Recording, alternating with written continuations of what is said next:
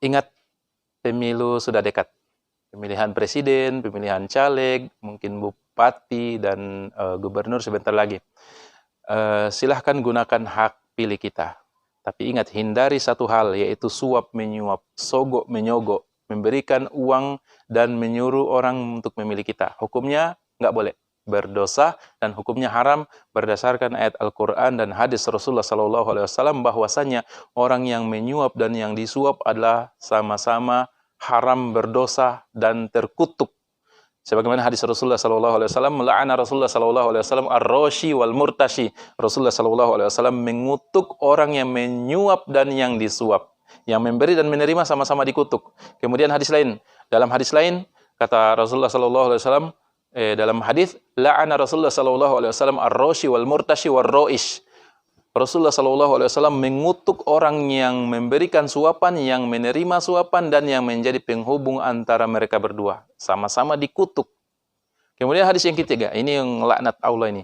La'natullahi ala roshi wal murtasi. Hadis Rasulullah SAW, Allah melaknat dan mengutuk orang yang menyuap dan yang disuap.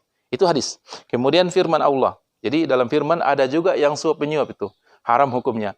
Samma'una lil kadhibi akaluna lis-suhut. Allah berfirman, orang-orang Yahudi suka menerima berita bohong dan suka memakan harta suhut, yaitu harta suap menyuap. Itu orang Yahudi.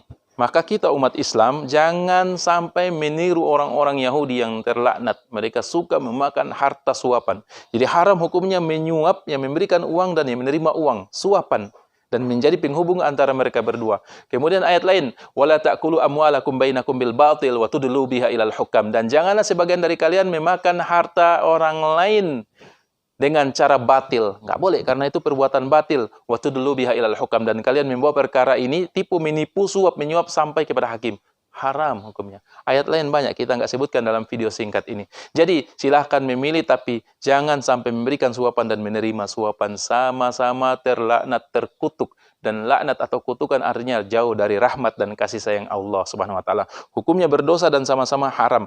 Jangan sampai kita membawa harta dari suapan dan hasil suapan kemudian kita beri makan kepada istri dan anak kita. Ingat, rezeki kita telah ditetapkan oleh Allah Subhanahu wa taala.